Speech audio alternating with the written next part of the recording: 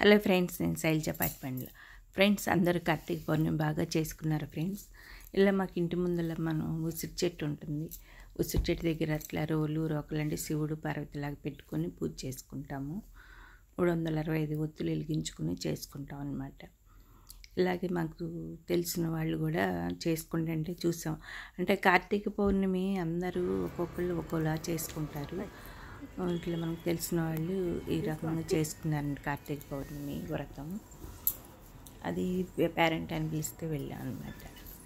చూడండి, చాలా బాగా చేసుకున్నారు. వాళ్ళ పద్ధతి ప్రకారం వాళ్ళు అలా చేసుకున్నారు. అందరికి అలా తాంబూలాలు ఇస్తారు. కొబ్బరికాయ, అరటిపళ్ళు, కాయలు ఒక్కొక్కరికి ఒక్కో రకంగా అలా ఇచ్చి చంద్రుడికి నీరాజనం చేస్తారనమాట. చంద్రుడు చూపించి అలా చేస్తారు. ఓకే ఫ్రెండ్స్, అంటే ఒక్కొక్కళ్ళు ఒక్కోలాగా బాగా చేసుకుంటారు. ఒక్కో ప్రాంతంలో ఒక్కోలాగా. అది చూడండి, అంత బాగా చేసుకుంటున్నారు. అట్లా మీరు కూడా చేసుకున్నారు ఫ్రెండ్స్. మీరు కూడా చేసుకుంటే కామెంట్ పెట్టండి ఫ్రెండ్స్. ఓకే ఫ్రెండ్స్, చూడండి చక్కగా సాయంత్రం వరకు అట్లా ఉపవాసం ఉండి పూజ ముగించుకుని చక్కగా తాంబూలాలు ఇచ్చుకుని హారతి ఇచ్చుకుని చంద్రుడికి నీరాజనం సమర్పిస్తారనమాట.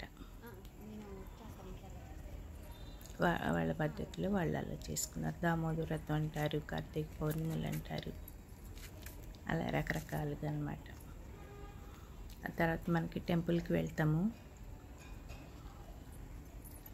చక్క టెంపుల్ కూడా అంతే కిటకిటలాడిపోతుంది ఫ్రెండ్స్. ఏ గుడి చూసినా కూడా చాలా ఫుల్గా ఉన్నారు జనం. అట్లా అందరూ చేస్తుంటే చాలా బాగుంటుంది టెంపుల్లో మాత్రం. కార్తీక పౌర్ణమి రోజుకొక పండుగ అనమాట. 30 రోజుల్లో 30 పండుగలాగా ఉంటుంది. చేసుకునే వాళ్ళు ఓపికను బట్టి, చేసుకునే వాళ్ళ పద్ధతులను బట్టి చక్కగా.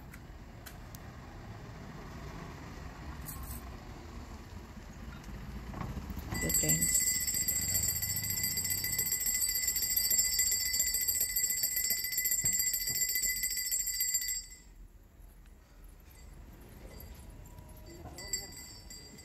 దాక్కున్నాడు ఇవాళ. చాలా బాగా తీశారు కదా. హారతి చంద్రుడు చూపించినాక అప్పుడు అందరికీ చూపిస్తాం. ఇలా మనం ఉసిరి చెట్టు కింద చక్క దేవాలయాల్లో కూడా వెళ్ళించుకుంటాం కదా.